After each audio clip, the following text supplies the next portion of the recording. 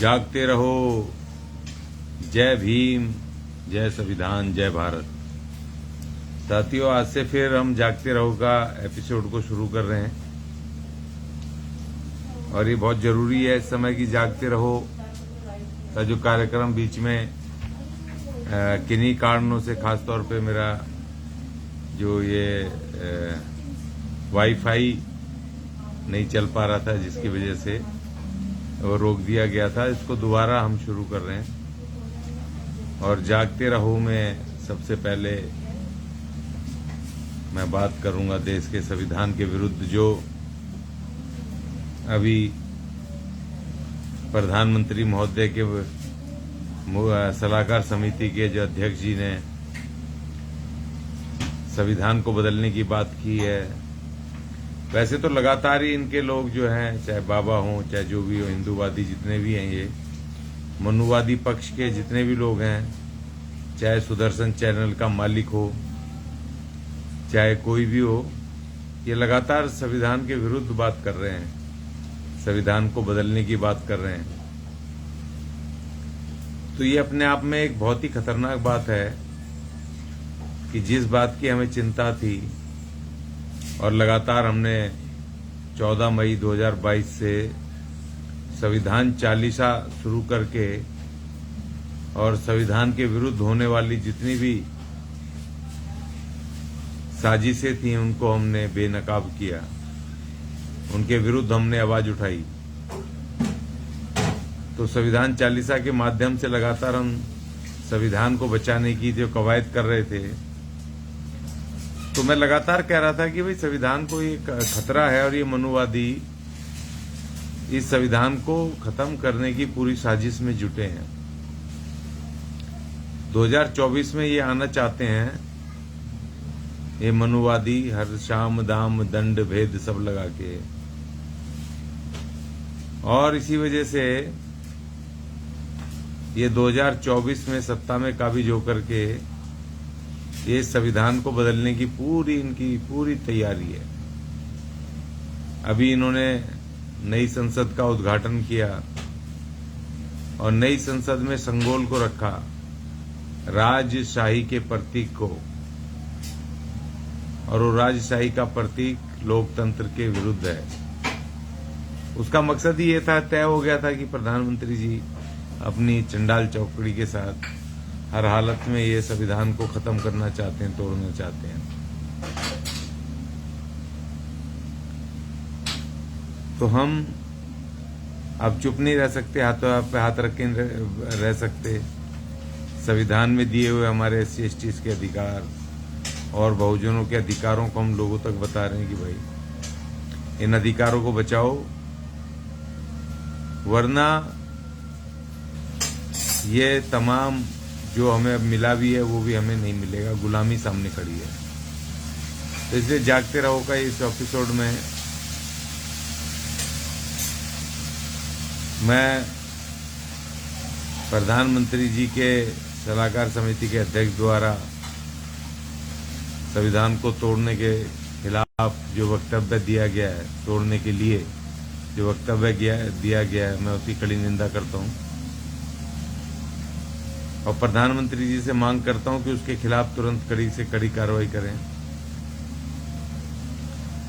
यदि आप नहीं करते और कर भी नहीं रहे, क्योंकि बहन कुमारी मायावती जी ने अगले दिन उस पर सवाल उठा दिए थे, कार्रवाई करने की मांग की थी, उनके वक्तव्य का विरोध किया था, लेकिन अभी तक शायद उनके खिलाफ कोई कार्रवाई ना हुई है, ना ही कोई प्रधानमंत्री महोदय का कोई वक्तव्य आया इस विषय में कि हम संविधान को कोई छेड़छाड़ नहीं करेंगे, या उसके सलाहकार समिति के अध्यक्ष का बयान का खंडन भी नहीं किया प्रधानमंत्री महोदय ने। तो इसलिए अभी हमारे सामने चुनौती आ गई है कि हमें संविधान को बचाना हर हालत में, और संविधान को बचाए बिना, उसकी रक्षा करे बिना हमारे आने वाली पीढ़ियां गुलामी की तरफ बढ़ रही हैं। आज मैं महाराष्ट्र से वापस लौटा लौटते ही मुझे आज महसूस हुआ इस बात का कि हमें दोबारा जागते रहो शुरू करना है। और सिर्फ जागते रहो इस पे फेसबुक पे नहीं, सोशल मीडिया पे नहीं, अब हमें कॉलोनी कॉलोनी घर घर जा करके भी उसका प्रचार करना होगा कि 2024 में इन मनुवादियों को किस तरह रोका जाए,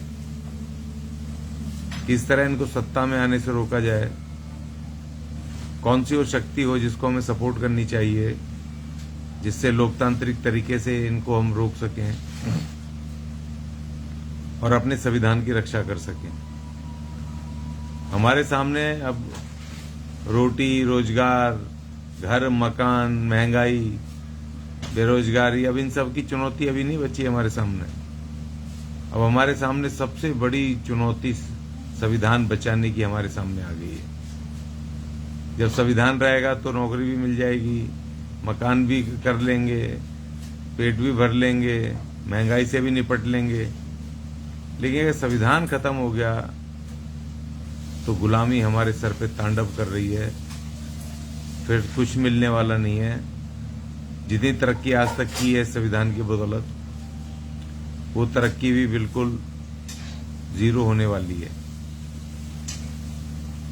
अभी मैं महाराष्ट्र में पालघर में अपने आदिवासी साथियों के केसेस में गया। लगातार मैं 6-7 साल से वहां पर आदिवासियों की जमीनों को जो सरकार छीन लेती है, निजी लोग छीन लेते हैं, उन जमीनों को बचाने की, उनके मुआवजे दिलवाने की पूरी कोशिश करता हूं। और पिछले 50-50, 60-60 साल से जो जमीनें छीनी गई हैं, चाहे वो न्यूक्लियर पावर प्लांट हो, चाहे वो पावर ग्रिड हो, चाहे वो प्राइवेट लाला हो, चाहे वो डैम में गांव के गांव गए हों, उनकी जमीनें चली गई, छीन ली, उनको मुआवजे नहीं, उनको किसी भी तरह का कोई पुनर्वसन नहीं। जो कानून कहता है, मैं नहीं कहता हूं, कानून भारत का संविधान कहता है, और जो फॉरेस्ट एक्ट बना और जो SC/ST एक्ट बना और जो हर कई तरह के आदिवासियों के लिए कानून है, जिनमें कि उनको यहाँ तक इतनी बड़ा उनके लिए अधिकार है कि अगर उनकी जमीन कोई सी काम को परियोजना में सरकार लेती है तो सरकार को उनकी जमीन को मुआवजे के अलावा, उनके पुनर्वसन के अलावा, उनकी जमीन को एज इट इज रिस्टोर करना पड़ेगा दूसरी जगह जिसपे वो आजीविका चलाते हैं। तो मैं उन केसेस में जाता हूं लगातार, और मैं उन बहुत सारे केसेस मैंने सफलता पाई है उन केसेस में। अभी एक 60 साल पुराना एक केस जिसपे एक आदिवासी के भाई के 42 गुंठा जमीन अर्थात 1 एकड़ से कुछ ऊपर वो जमीन छीन ली न्यूक्लियर पावर ने, भारत सरकार ने, और जो बची कुची 30-32 गुंठा जमीन करीब 1 एकड़ पौने एकड़ के आसपास वो प्राइवेट लालाओं ने छीन ली। उन पे मकान बना दिए, फ्लैट बना बना के बेच दिए, और वो बेचारा 60 साल से धक्के खा रहे थे।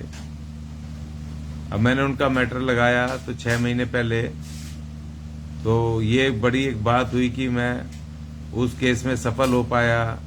उन लालाओं की बिल्डिंगों को तुड़वाने का मैंने ऑर्डर ले लिया है, और कोर्ट ने कहा कि अभी बारिश में नहीं, बारिश खत्म होते ही सितंबर के आखिरी हफ्ते में वो सब तोड़ ताड़ करके जो प्राइवेट लालाओं ने, प्राइवेट लोगों ने आदिवासी की जमीन कब्जा की है उसको खाली करवा के इसको हैंडओवर कर दिया जाएगा। ये आदेश हमने ले लिए हैं। ये एक बड़ी सफलता प्राप्त हुई है इस बार। ये 2-3 केस और थे, पावर ग्रिड का केस है एक, जबकि भारत सरकार का ऑर्डर हो गया 2015 का कि पावर ग्रिड जहां पर भी अपने ग्रिड लगाएगा या उसके वायर जाएंगे, तार जाएंगे, बड़े हाई टेंशन वायर उसके खेतों में से या जमीनों में से, तो उनको वो 85% जमीन का मार्केट रेट का पैसा देंगे। लेकिन अफसोस आदिवासियों के साथ भेदभाव करके उनको जमीनों का पैसा तो छोड़ो, उनको जो रेगुलर मुआवजा, उनके जो पेड़, वो पेड़ आम के पेड़, चीकू के पेड़ और जो वैसे पेड़ जो उनको जो रोजी रोटी देते हैं, जो सदियों सदियों से उनकी पीढ़ियां उन पेड़ पौधों से वो अपना जीवन चला रहे हैं, उसको बेच करके। ताड़ के पेड़ हैं जिसमें ताड़ी वगैरह निकलती है, जिसको कि बेच करके अपना आजीविका चलाते हैं, वो सब काट पीट के बराबर कर दिए और उनको नियत्ता छोड़ दिया कि अब आप कैसे जियोगे, कोई लेना देना नहीं, मुआवजा भी नाम मात्र का और उनकी जमीनों के पैसे भी नहीं। अभी मैं गया तो वहां पर न्यायाधीश से मेरी आर्गुमेंट हुई।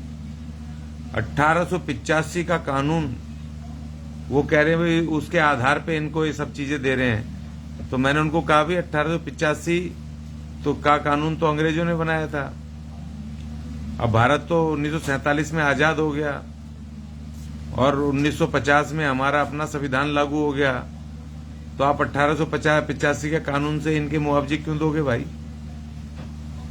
1885 में तो अंग्रेज थे और आज तो हमारी स्वतंत्र भारत की सरकार है, हमारा अपना कायदा है।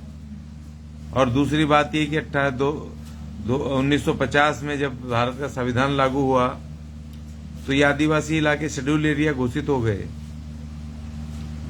अब जब शेड्यूल एरिया घोषित हो गए तो फिर इसमें तो वैसे ही गैरकानूनी हो गया कि किसी की जमीन लेना आदिवासी की बिना उसकी मर्जी के, और अगर कोई जबरदस्ती लेता फोर्सफुली पंचायत के बिना रेजोल्यूशन के या बिना उसके, तो उसमें तो SC/ST एक्ट लग जाएगा कि भाई जबरदस्ती इसको इनके जमीन छीनने का या इनको घर से गांव से बेघर करने का ये साजिश है। तो ये तमाम आर्गुमेंट हुई तो फिर कलेक्टर ने फिर ऑर्डर किया इन्वेस्टिगेशन का।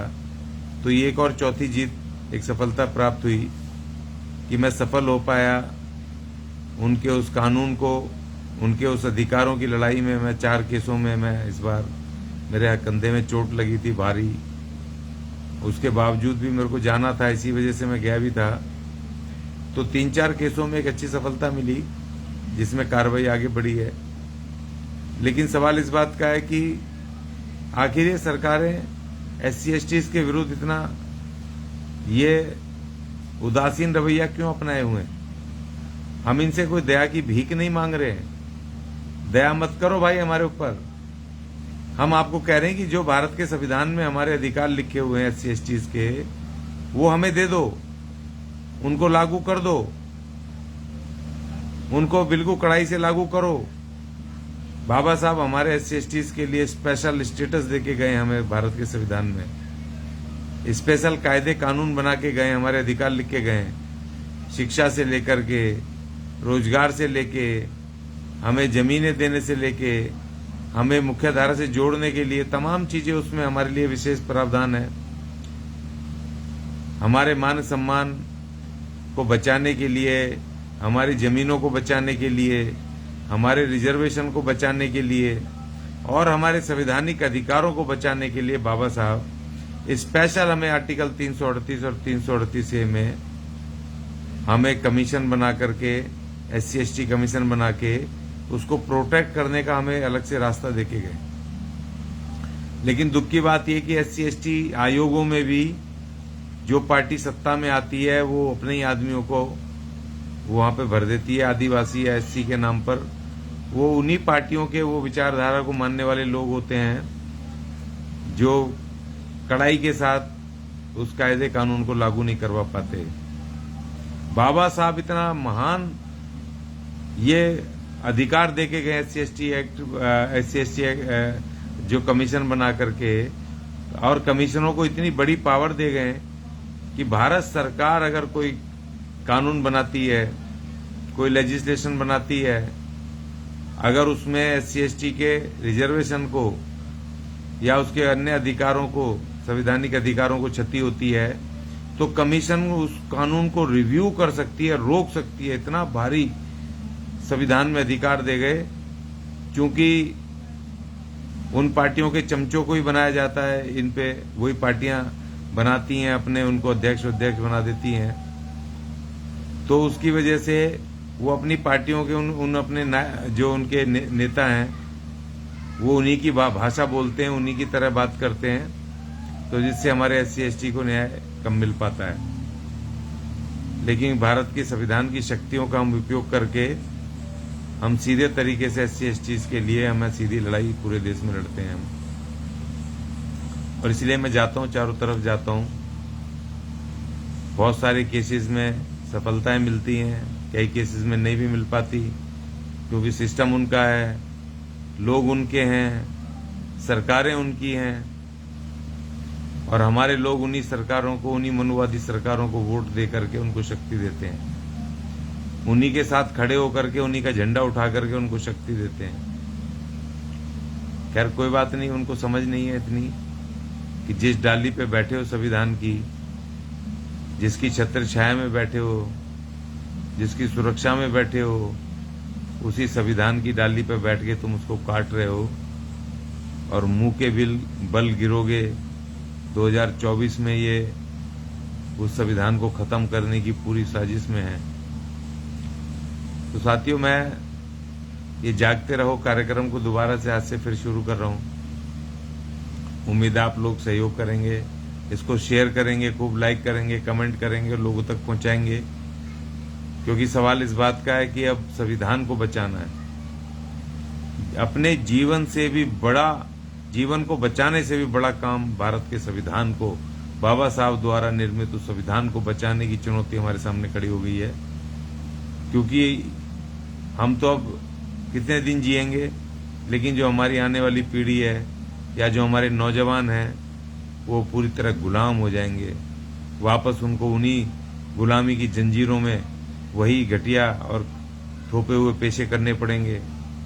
वैसे ही ठेकेदारी के माध्यम से 12-12 घंटे, 14-14 घंटे काम के 8-8, 6-6 हजार, 8-8, 10 हजार रुपये देने शुरू हो गए हैं।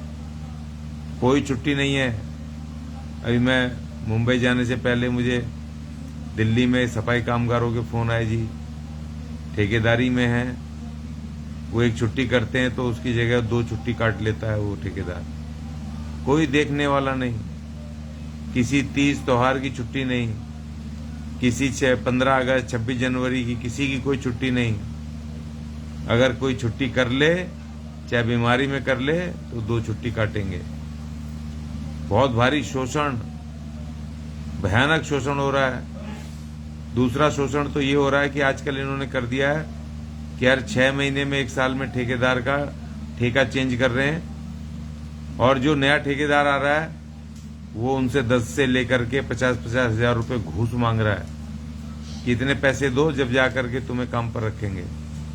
एक भारी शोषण उस ठेकेदारी प्रथा में आ गया है।